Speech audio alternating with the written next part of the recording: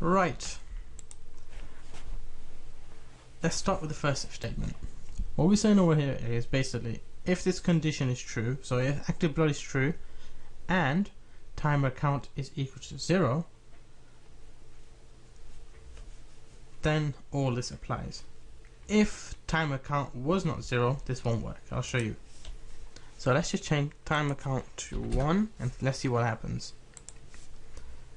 See, nothing shows up because that statement has now become false.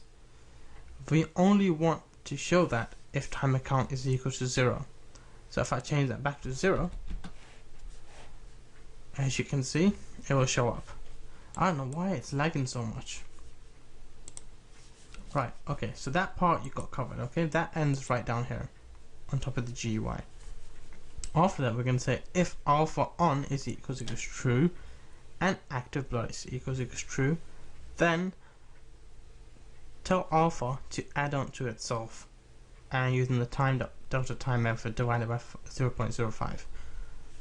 So add on to alpha because its current value is, let me just put it as 0, so it's going to add it on until it becomes 2. Okay, now once it's become 2, we do a little check. We say if alpha is less than 0, make it equal 0. Don't worry about this yet, just think of that part there. Then we're going to say if alpha is greater than 2, leave it as 2, so it can't go beyond that. Now, as I mentioned before, we have to duplicate this in here as well for some reason. It doesn't, for some reason, this one only works for updating it, so we can't go above and less than. This one does the same thing but for the GUI itself. And then after we've done that, we said if alpha is equals 2, I want to call this command function. This function basically makes our blood splat screen wait for 3 seconds onto the screen. After 3 seconds, it makes alpha go back to false. Alpha no to false. So let me demonstrate that to you. Alright, so as you can see, alpha active blood is on and alpha is on. So the blood screen should show itself. Oh, let me turn that back to 0 for a second. Okay. Now watch. Screen shows. It's going to wait 3 seconds. After 3 seconds, timer counts down. Okay. Now let me explain the next part, then I'll show you. So after it's false, we then make another if statement saying if alpha on is equals to false, then take alpha, alpha's value, and minus it. So keep minusing it until it equals back to 0. So it's delta time divided by 5. So count down really slowly, not too fast. And then this applies again. So I said if it's less than 0 or equal, meaning if it goes back to 0, alpha on becomes true and active blood becomes false. Now that just basically says if alpha is 0 again and we can't see the screen, turn active blood to false because it's no longer true, and turn back alpha on. And then this is the end result. Okay, if stage 2, after 3 seconds, it's going to start counting down. When it reaches 0, alpha is going to come back on, active is going to go off false, because the blood screen is no longer visible to us, and that means it's 0, and alpha active blood is no longer true as well. And if I activate it again, you can see it's going to start adding on to this, but make it back to 2. After 3 seconds again, the same thing happens. But now we've got that. Now we have to start adding this onto the fall damage. So the only variable we're going to use is active blood one. Alright, so we go back into the script, go to the top and change active blood to static, and save this and go to FPS controller import, well, current import, this one called mind. We're going to add it right above this where it says debug log warning, you just lost some HP.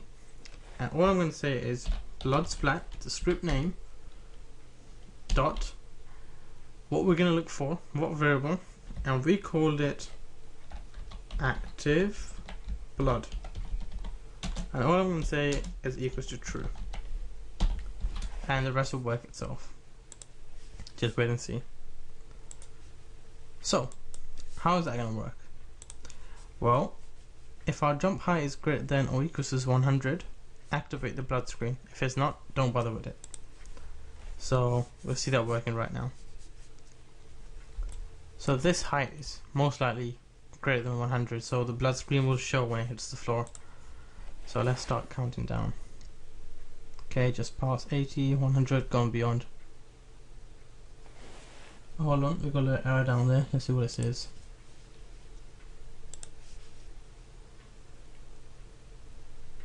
Where is it? There we go. Not found. Couldn't find it, that's weird. That's because Script's not called Blood Splat. Dumbass. It's called New Health System. Sorry guys. New Health System dot activate blood.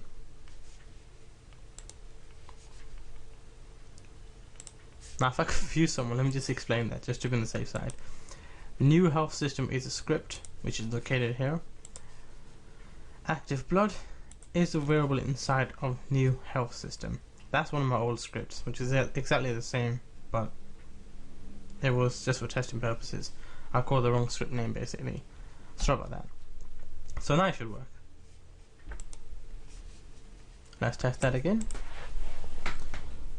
Going about 40, 50s, 80, 90, 100, going beyond 100. Boom.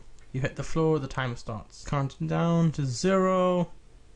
It works, brilliant. So let's take him back up. And I just dragged the camera up, not the player himself. Let's try that one more time. So he's dropping, he's dropping, he's dropping, he's dropping, he's dropping, he's dropping, he's dropping. Okay, boom, he's got the floor. And time is gonna start any minute. There we go, it starts to count down. 0. So let's see if that works again. I'm gonna drag him up one more time. It's adding itself on. There, it works perfectly.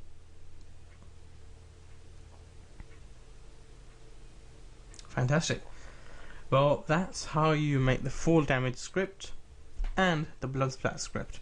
Now, in the next tutorial, which I won't be uploading today, I will be adding the hurt sound effect. So when you drop, you get some wind effect around you, and also your sound when you drop and hurt yourself. So yeah, as always guys, thank you very much for watching. I hope you enjoyed this tutorial as much as I did creating it. And as always, don't forget to rate, comment, subscribe, and I will catch you later.